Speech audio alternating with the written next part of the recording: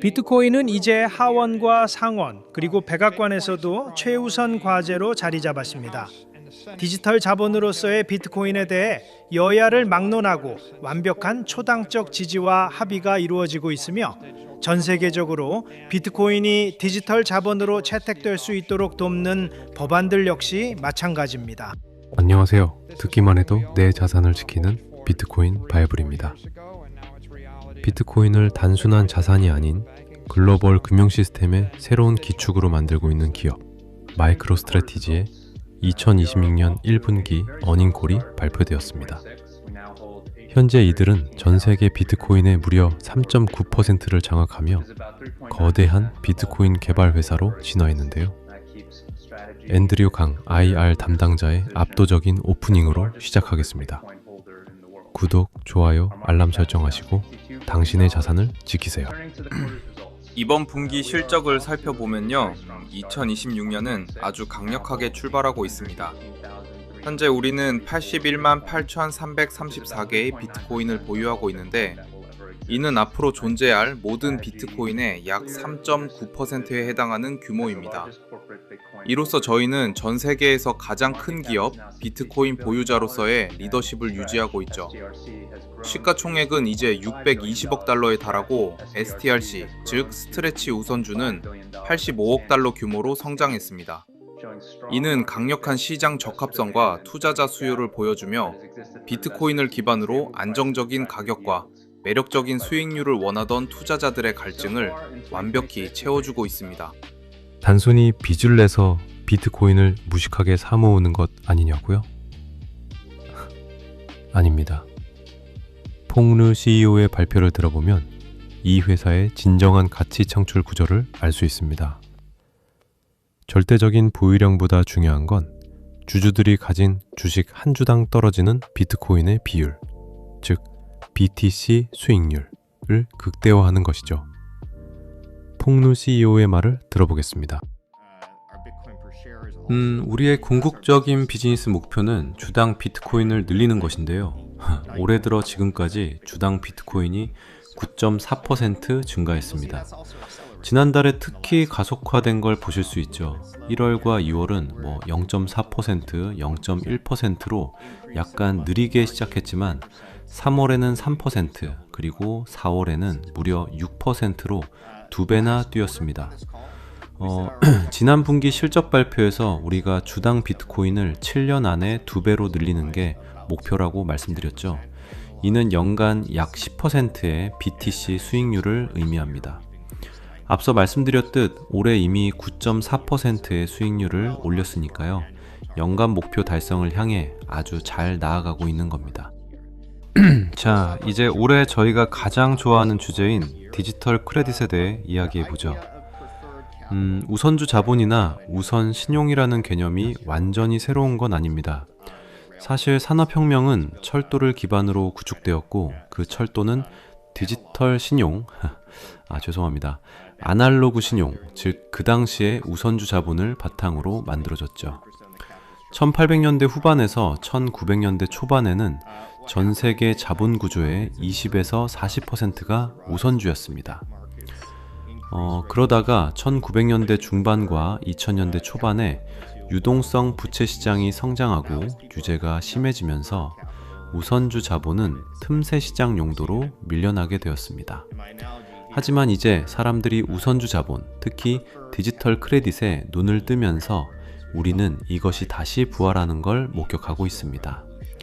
제 비유를 빌리자면 과거 우선주 자본이 철도 건설을 도와 산업혁명을 이끌었던 것처럼 이제 디지털 크레딧은 디지털 철도, 즉 디지털 인프라를 구축하여 AI 혁명을 포함한 디지털 혁명을 주도할 것입니다.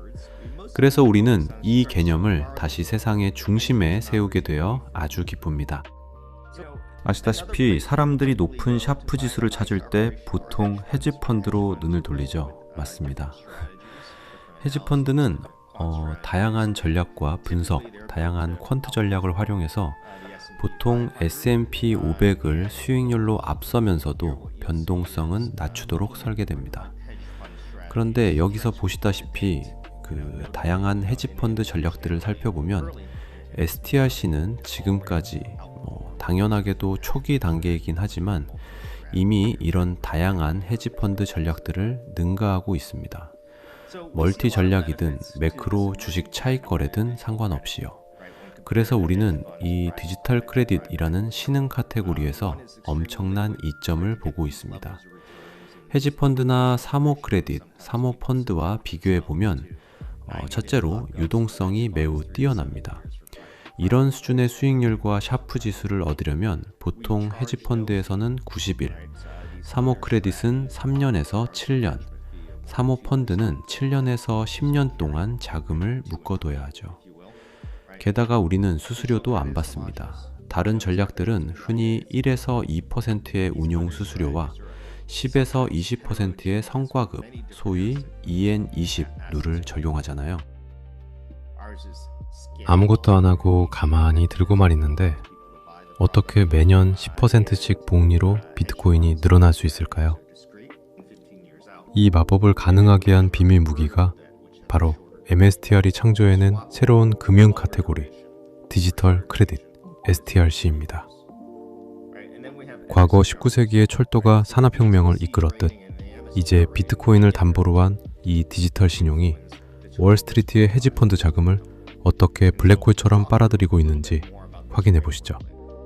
세일러에게 넘기기 전에 두어 가지 짚고 넘어갈 게 있습니다. 첫째, 주당 비트코인 중대가 우리의 핵심 목표이고요. MNAV는 일종의 입력값입니다. 맞죠? 주식을 팔아서 비트코인을 살 때 가치가 창출되는 그 임계점은 시간이 지날수록 높아지고 있습니다. 예전에는 MNAV 1배가 기준이었지만 우리 자본 구조에 부채와 특히 우선주를 추가하면서 손익분기점이 올라갔죠. 현재는 약 1.22배입니다. 즉 프리미엄이 1.22배 또는 그 이상일 때는 우리가 주식을 팔아서 비트코인을 사는 게 주주들에게 이득입니다. 반대로 1.22배 미만일 때는 사실 주식을 파는 것보다 비트코인을 팔아서 배당금을 갚는 것이 수학적으로 훨씬 더 이득이 됩니다. 그래서 이 점을 유의하셔야 하고 나중에 더 자세히 설명하겠지만 이건 매우 중요한 포인트입니다. 왜냐하면 여전히 손익분기점이 딱 1배라고 착각하시는 분들이 꽤 있거든요. 비트코인이라는 무결점 담보 덕분에 월가의 전통 자본을 수수료 없이 끌어올 수 있게 된 겁니다. 그렇다면 MSTR은 이렇게 모은 돈으로 언제나 비트코인만 살까요? 흥미롭게도 이들의 자본 운용은 철저한 수학적 임계점, 즉 1.22배라는 프리미엄 수치에 맞춰 유기적으로 돌아갑니다. 심지어 회사에 이득이 된다면 비트코인을 팔 수도 있다는 파격적인 전술까지 선언합니다. 여섯 번째, 아마 가장 눈에 띄는 부분일 겁니다. 우리는 회사에 유리할 때 비트코인을 팔 것입니다. 우리는 그저 편하게 앉아서 우린 절대 비트코인 안 팝니다 라고만 하지는 않을 거란 뜻이죠. 물론 우리는 비트코인 전체 수량을 늘려가는 순집적자가 되고 싶습니다만 그보다 훨씬 더 중요한 것은 주당 비트코인을 늘리는 것입니다. 왜냐하면 장기적으로 회사와 보통주 주주들에게 가장 큰 가치를 창출하는 길이라고 굳게 믿기 때문입니다. 단순한 존버를 넘어 시장 상황에 따라 자본을 재배치하는 유연함까지 갖췄습니다. 이제 시야를 거시적인 세상 밖으로 넓혀보겠습니다. 이제 마이클 세일러 의장이 등판합니다. 그가 바라보는 비트코인은 이제 단순한 기업의 대차 대조표를 넘어 미국의 심장부인 백악관과 월가의 시스템은 완전히 장악하며 사건의 지평선을 넘어서고 있습니다.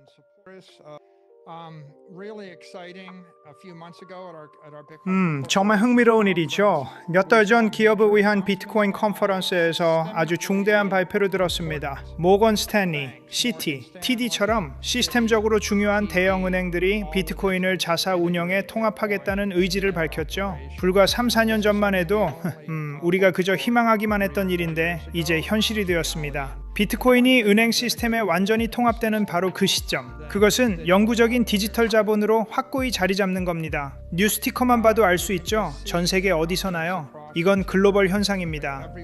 미국과 미국 은행들에서 일어나는 일들이 유럽으로, UAE로, 홍콩으로, 남미 등으로 퍼져나가고 있습니다. 이런 발표들은 앞으로 더 가속화될 겁니다. 분명한 건 우리는 이미 사건의 지평선을 넘었다는 겁니다. 램프의 요정을 다시 병 속으로 집어넣을 수는 없다는 게 아주 명확해졌죠. 비트코인의 시대가 도래했습니다. 개인 투자자 쪽을 깊이 파고들어 보면요, 우리가 마지막으로 확인했을 때 STRC 전체 주식의 80%를 리테일, 즉 개인 투자자가 보유하고 있습니다. 이건 정말 놀라운 사실이에요. 보통 일반 주식이나 공모주가 이렇게 폭넓고 깊은 개인 투자자들의 지지를 얻기란 매우 어렵거든요. 그런데도 우린 아주 기분 좋은 놀라움을 겪고 있죠. 추적해보니 약 12만 개의 개인 계좌가 확인됐고요. 입소문이 퍼지고 있습니다. 바이럴처럼 번지고 있죠. 저희 조사에 따르면 STRC를 산 사람들은 보통 친구나 가족, 부모님, 혹은 직장 동료들에게 이 상품을 이야기합니다. 그렇게 입소문을 타고 계속 퍼져나가는 거죠. 보시다시피 찰스 슈왑도 훌륭한 유통 채널입니다. STRC의 23%가 슈왑 계좌에 있어요. 피델리티도 채널이고 로빈후드도, 모건 스탠리, 이트레이드도 채널이죠. 블랙록도 그렇고요. 흥미롭게도 고객들이 비트코인에 직접 투자하는 걸 막았던 뱅가드조차도 사실 STRC의 유통 채널 역할을 하고 있습니다. 그래서 이건 정말 신나는 일입니다. 비트코인은 신용상품으로 예쁘게 포장해서 모든 종류의 전통금융 채널을 통해 유통시킨 거니까요. 원래대로라면 비트코인을 절대 살 수 없거나 사고 싶어 하지 않던 투자자들에게까지 말이죠. 우린 실제로 STRC의 노출도를 추적해봤는데 현재 약 300만 가구가 이 상품을 통해 혜택을 받고 있다고 추산하고 있습니다. 미국 정치권의 초당적 지지와 거대 은행들의 채택, 그리고 300만 가구에 달하는 개인 투자자들의 유입까지, 이 모든 거대한 인프라 위에서 마이클 세일러가 궁극적으로 탄생시키고자 하는 것은 무엇일까요? 그것은 바로 비트코인이라는 야생의 에너지에서 변동성을 완벽하게 제거해낸 궁극의 디지털 화폐를 증류해내는 거대한 원자로입니다. 자, 우리는 디지털 크레딧이 금융의 등유 같은 거라고 믿습니다. 그렇죠? 이건 일종의 통화 연료입니다. 보편적으로 쓰일 수 있는 통화 연료죠. 최고급이고 고도로 증류된 형태입니다. 여러분은 이걸 바탕으로 모든 종류의 상품을 만들어낼 수 있어요. 그래서 우리는 레이어 3가 디지털 화폐와 디지털 수익이라고 봅니다. 이 두 가지는 디지털 크레딧 없이는 사실상 불가능합니다. 연간 변동성이 40%에 달하는 거친 자산에서 변동성이 완전히 제로이면서 8% 수익을 주는 순수한 돈을 정제해내는 건 이건 너무나도 어려운 일입니다. 분해 과정을 거쳐야만 하죠. 여러분에겐 암호화폐 원자로가 필요하고요. 그걸 실행할 수백억 달러의 거대한 자기 자본이 필요합니다. 그것이 바로 우리가 STRC를 만들어내기 위해 한 일입니다. 그래서 간단히 정의하자면 디지털 화폐란 디지털 크레딧 위에 구축된 변동성 0%의 매일 유동화가 가능한 상품입니다. 변동성 제로에 8% 수익을 주는 코인 같은 거죠. 디지털 수익이라는 건 변동성이 존재하거나 유동성이 떨어지는 걸 말합니다. 이는 3개월 락업을 걸고 5배 레버리지를 써서 35% 수익을 내는 펀드 같은 겁니다. 그걸 달성하려고 디지털 화폐를 4, 5, 6번씩 굴리는 거죠. 따라서 디지털 수익은 일종의 레버리지 구조라고 보시면 되고요. 반면 디지털 화폐는 군더더기를 싹 다 덜어낸 아주 순수한 뼈대 구조라고 할 수 있습니다. 결국 마이크로스트래티지는 비트코인이라는 거친 자본을 쪼개고 정제하여 누구나 안전하게 이자를 받을 수 있는 완벽한 디지털 돈을 만들어내는 공장이 되었습니다. 이것이 바로 우리가 단순한 주가 흐름 너머에 거대한 화폐 경제학적 변화를 읽어야 하는 이유입니다. 그렇다면 다가오는 금리 인하와 같은 거시경제의 거대한 파도 속에서 MSTR의 이 원자로는 어떻게 작동할까요? 다음 영상에서는 월가 애널리스트들과 마이클 세일러가 직접 맞붙은 그 어느 때보다 치열하고 날카로웠던 Q&A 세션을 심층 분석해 보겠습니다. 구독과 좋아요 부탁드리며 지금까지 비트코인 바이블이었습니다.